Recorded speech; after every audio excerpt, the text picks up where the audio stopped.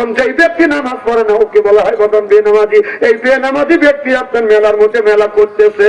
আমার ওই সভাপতি মান্নান ভাইকে সাথে নিয়ে আপনার মান্নান ভাই না, আপনি হান্নান ভাইকে সাথে নিয়ে যদি বেনামাজি যদি ডাক দেয়, এ বেনামাজি ভাই শোন, ও খেপবে না খুশি হবে? কেন আপনি খেপবেন? তার মানে না না, আপনি নামাজ পড়েনি, আপনি তো বেনামাজি আল্লাহ ভাষা, আপনি বেনামাজি বলে আপনি খেপবেন তো সোফার দাঁত খুলে ভালো দেবো। কথা বল, আজকের থেকে বেনামাজি নামাজ পড়া বেনামাজি বলবেন।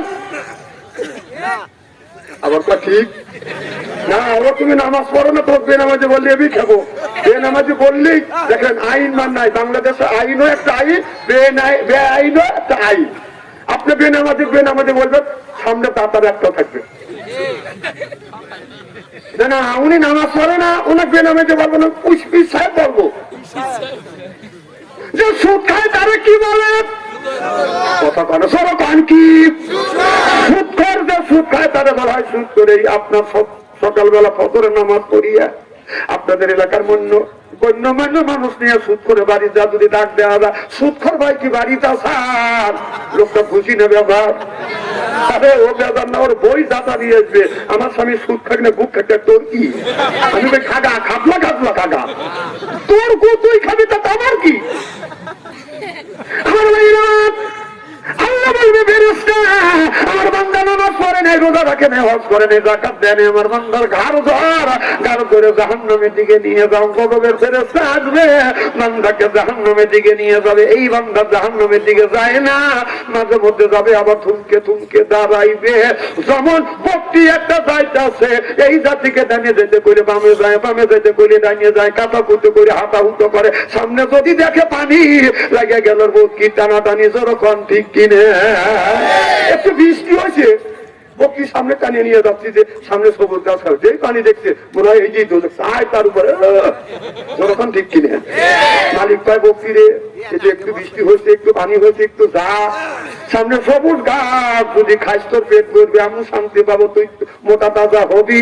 বক্তি মালিকের কথা শোনে না, বক্তি যখন যায় না মালিক ছাড়ে না, গলায় রশি লাগাইয়া কান ধরে যখন মালিক যখন টান দিতে চায়, বক্তি তখন বক্তিতে দেয় আর বলে, ও আমার মালিক তুমি কিন্তু প্রাইমারি স্কুলে ছাত্র, আমি কিন্তু হেডমাস্টার, খবরদার আমার গলায় রশি লাগাস না, কান ধরে টান দিস না। মালিক তো বোঝে না, বক্তি যে ওই রকম বেহাবা করতেছে বুঝে না, কান ধরে তখন টান দেয়, বক্তি তখন মরণ চিৎকার, মরে গেলাম।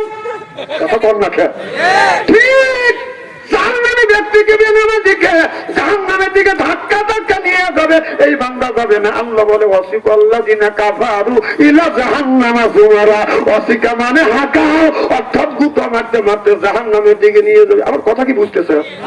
আচ্ছা ভালো করে বাংলাদেশের মানুষের বুঝো না বললে তো বোঝে না, কিন্তু এখনই বোঝে। মোহাম্মতে উঠতে লাগে খুশি খুশি, খালি মাথা চাকা এরকম করে, কমকে কি বুঝলি?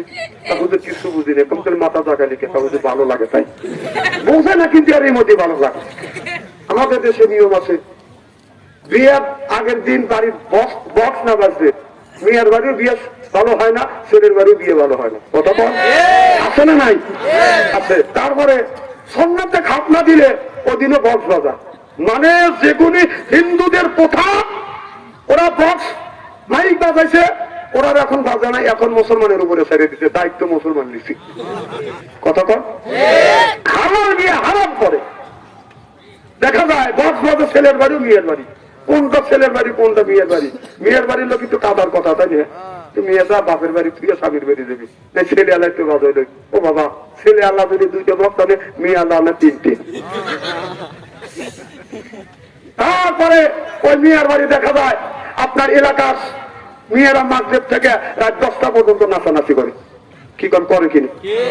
তারপরে রাত 10টা পরে থেকে মেয়ে নাচানাচি করে রাত 12টা পর্যন্ত, আজ বাদে কাল বিয়ে হবে। আবার শুনি নাকি 12টার পরের থেকে মেয়ের মাও ড্যান্স দেয়। না না, আমার কথা হলো যে মেয়ে ড্যান্স দিচ্ছে যে আজ বাদে কাল বিয়ে হবে, তাহলে সেই নাচতেছে। তাহলে তুমি মেয়ের মা, তুমি কোন আনন্দ নাচো? তাহলে বোঝা গেল তোমার মেয়ে যাবে জামাইয়ের সাথে, তুমি যাবে বিয়ের সাথে।